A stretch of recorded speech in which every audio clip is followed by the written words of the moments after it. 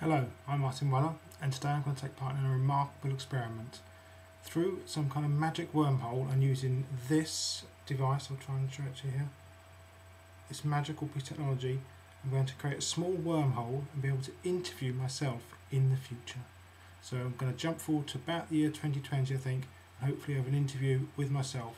I'm going to ask them lots of important questions about the future of education. So let's see how it goes. Ready? 1, 2, 3. It's happening, I think. Hello from the future. Yes, it's me here, Martin talking. Yes, I can hear you. It's a bit blurry. Yes, okay, go ahead. Thank you. Hi, future me. Good to see you. Oh, you're bald, or we're bald. I'm bald. And you're smoking a pipe. Is that healthy? Anyway, could you tell us what it's like there in the future, particularly in terms of education? You know, how have things changed with technology? But what do we do as academics now? Let me know. Thanks. The pipe, yes, it's not normal tobacco. We invented eco tobacco, and what it does is it rejuvenates the cells in the lungs, so you actually get healthier as you smoke, and also it's really good for the environment. So everyone smokes now. They're fantastic. The education nowadays. Yes, let me tell you, it's what happens. I think you're in the middle of the financial crisis, aren't you? Bad news. It's going to get worse. Yes, you're going to hit this double dip thing. I think everyone's talked about it. So as the taxes hit, then it gets much worse. So there's a big clampdown on education, and everyone starts looking at the bottom line and things. And of course, this hits quite hard on a lot of the stuff we do, a lot of the social media stuff, because that stuff takes a long time to build up. There aren't immediate benefits. It's kind of quite intangible what it brings. So there was a real kind of clampdown on it, really, and in education people started concentrating on just the things that they could really sort of get benefit from. So what happened was we kind of ended up with a few people became kind of star bloggers. Is it YouTube used in those back then? Yes, it was YouTube. Yes, I remember. It was a quaint little site. Yes, YouTube, and they became stars, but in the same way that people used to, you like the beard, it's a nice beard, isn't it? The same way that people used to be stars on that television stuff and the radio, so not an awful lot of difference really. We do use social networking quite a lot for research. That kind of really took off a lot, and it became a way of collaborating quite easily and effectively. So that did have a good, and there's a big research network now we run called Rebook, I think it is now. What else? Conferences. We don't go to many conferences now. Of course, what we realised was we didn't go to conferences for the knowledge and stuff in the first place. We went there because we liked the meals and the drinking. So we do still try to get to a few, but virtual reality's got a lot better, so we can actually kind of be present on stage and things. And so that's been changed quite a bit.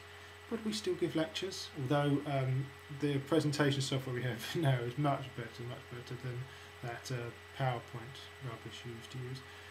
In fact, in 2015, bulleted lists were outlawed. Yes, that was a big help. So now we've got much better presentation software. So presentations are really quite engaging and exciting. But there's not an awful lot of difference. You know, you could come forward now and you wouldn't see a massive difference. And I think partly it was the kind of financial crisis, and then people were just kind of needing to concentrate on what they regarded as core academic practice. There was a bit of a backlash, really, against a lot of this kind of Web 7.0 now, would you believe? This Web 2.0 stuff, there was a bit of a backlash against a lot of it. People thought it wasn't academic. It wasn't what academics should be doing, really. You know, and we wanted to sort of a peer review journals. That process has changed and it's evolved, but it's not been sort of overhauled. So I think you, Martin, in particular, were expecting some kind of revolution, and that hasn't materialised at all. We've had some minor changes, some evolutions, and things are quite good. I mean, we use technology quite effectively, but it's not been the massive kind of overhaul and sweeping away that one might have thought. And by the way, let me just tell you, your Spurs, we finally win the league and the FA Cup. I don't find out when we win the league. Anyway, that was interesting. I've heard though that if you try with the magic machine again, I'll just show you the machine again. Yes, it's very powerful. You can create a different wormhole and get an alternative universe. So I'm going to try again and see if we can find a different alternative universe to talk to an alternative me in the future. Ready? 1, 2, 3. Not working. Ships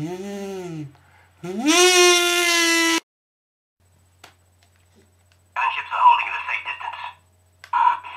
Can you hear me? Can you hear me? Yeah, okay. I can hear you, yes. Yeah, hi from the future. Yeah, hi. Yeah, so you want to know what education's like now? Well, there's been some pretty big changes, let me tell you that. First of all, you know, the global crisis, the global climate kind of really got bad, and much quicker than we anticipated. Hence, we all go around in these suits now. Yeah, so that had a big kind of impact. So yeah, I'm talking a slightly American accent. We all do now.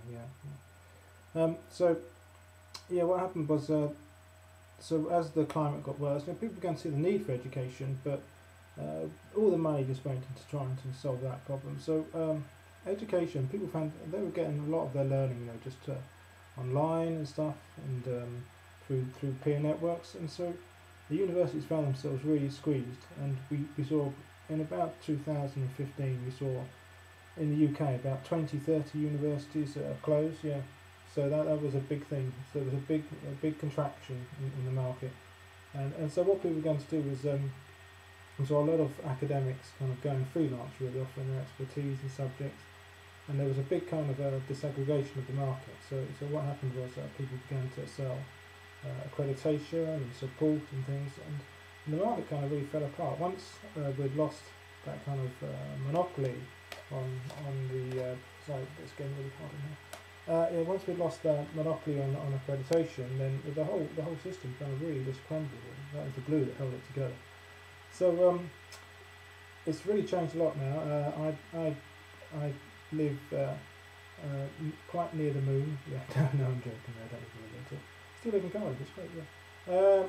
But yeah, I work at home mainly. I don't work at the Open University. There is no Open University. There are only 2 universities in the whole of the UK now, and really there are a lot of individuals, and sometimes we come together kind of around clusters, around topic areas and things.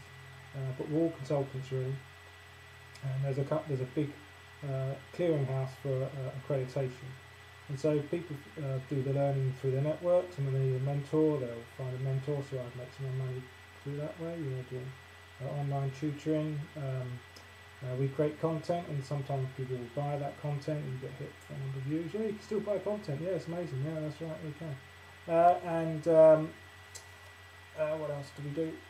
Yeah, so and we offer support. People need support, and I do some of the accreditation. But and then you're a freelance researcher as well.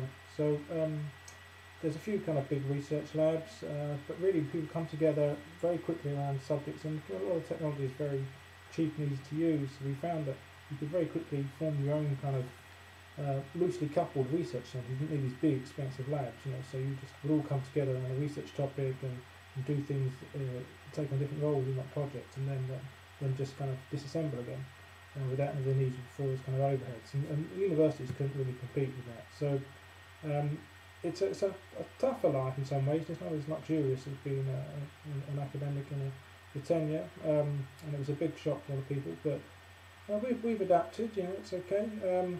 But yeah, it's much more fragmented. It's kind of completely segregated. We're all kind of self-employed now. It's interesting. Wow, that was really interesting. A really different view from what happens in the future there. It seemed to be I'd stay in the same room in the future. Interesting. So yeah, in one version, not much happens. In another one, big changes, big disaggregation of the higher education system. I wonder which one will come true. Maybe you've got some thoughts.